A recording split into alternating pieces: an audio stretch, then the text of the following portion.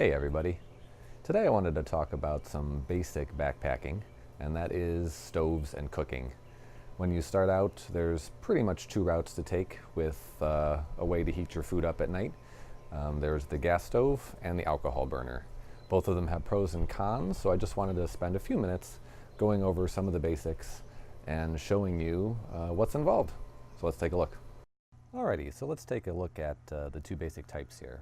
First, let's take a look at the gas stove. So, this is a BRS 3000. This is a very affordable little, very lightweight stove. You can get this on Amazon for about 15 bucks and it weighs just about an ounce. This will go with a little gas container. This one happens to be the smaller kind of 4-ounce one. You can also get one that's 8 ounces.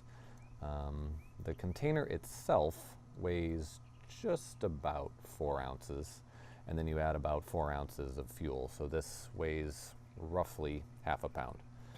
The stove, as I said, weighs only an ounce or so. So this is really all you need to have a cook setup. As you can see, the stove itself has little foldable arms that come out, and this is where you will actually set your pot. So that works pretty well. Pretty straightforward, easy to use. All right, so now let's take a look at the alcohol stove. This is a Trangia stove. It's made of brass, I believe. Has a little cap that can be used to adjust for if you need to simmer on it. And if you unscrew the top here, sorry, I got this really tight. There we go. You'll see that inside there's a rubber seal and there's a little area to put in your fuel. So, one of the problems, not really problems, but things you have to consider with an alcohol stove is that because this is actually burning the fuel and the flames coming out the top, you can't set a pot right on it or you'll extinguish the flame. So, this kind of requires that you have some kind of support around the stove itself. And in this case, I have a little Lixada brand foldable stove, and I'll kind of show you how this works.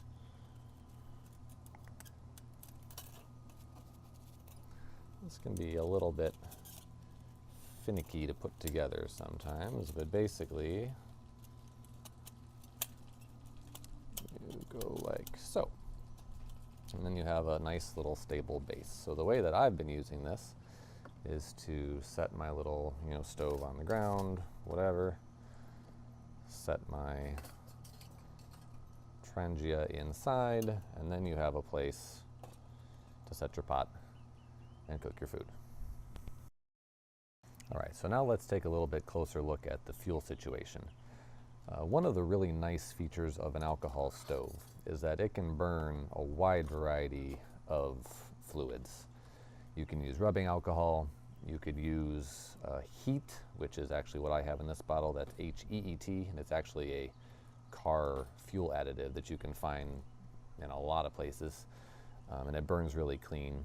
You could even, in a pinch, use Everclear or some kind of alcohol that you buy at the grocery store.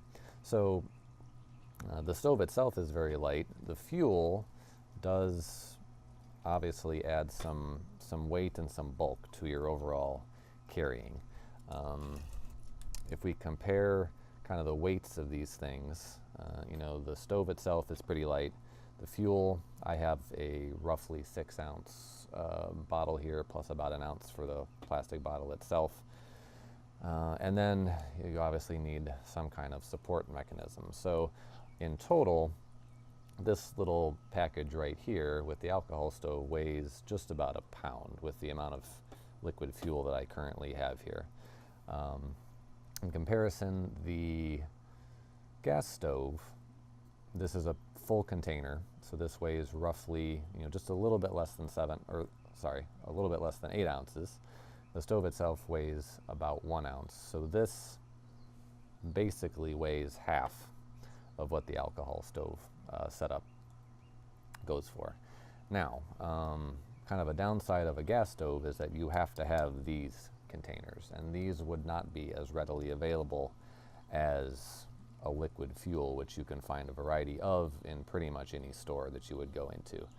These gas containers are pressurized. They're going to be probably available in places that sell camping stuff like Walmarts and Targets and things, but they are going to be a little bit harder to find if you run out. And there are really no substitutes. There's no other way to fuel this thing other than with one of these pressurized gas containers.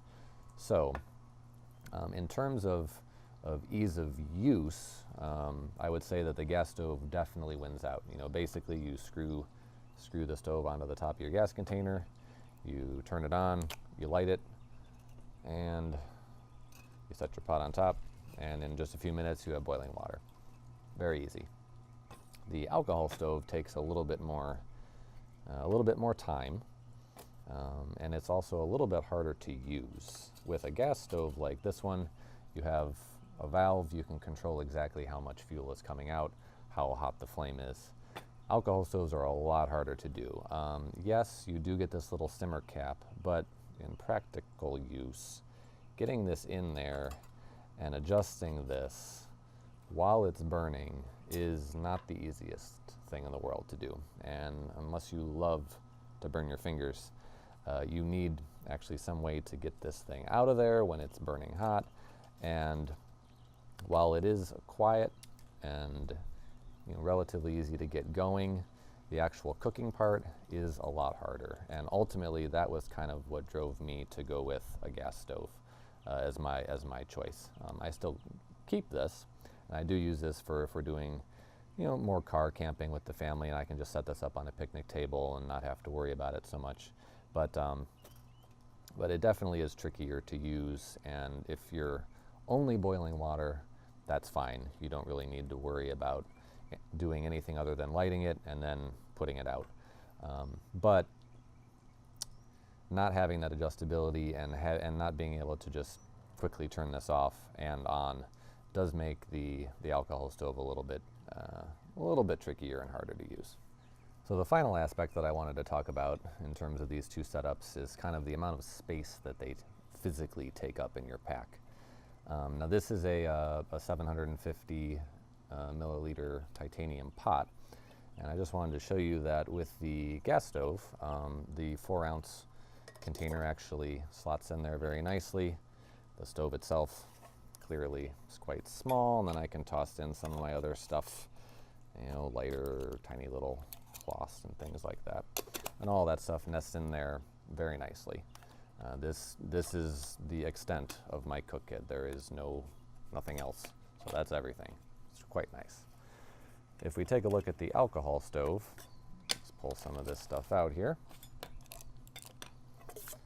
Now, obviously, the alcohol stove itself fits in there very nicely, and I can fit in all of this other stuff quite easily, but you still are left over the support mechanism, whatever that might be, and your fuel bottle. And honestly, I could not find a great way to kind of package this together into a really compact kind of package. The fuel bottle I ended up putting into a separate Ziploc just for some added extra protection. You certainly don't want fuel leaking out anywhere. And then this little stove, while it is very thin, it can easily slot into a pack pretty much anywhere. But it is another 5 ounces that kind of takes up inflexible space somewhere.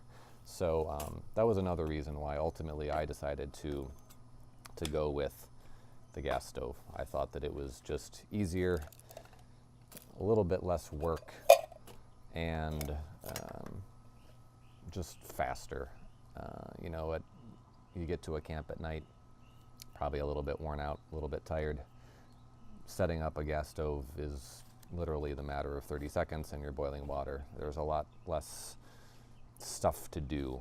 With the alcohol stoves, they're quiet, and that's very nice, but you have the chance of spilling things, you have kind of finicky caps to deal with, and on the whole, it's just a lot more work to use.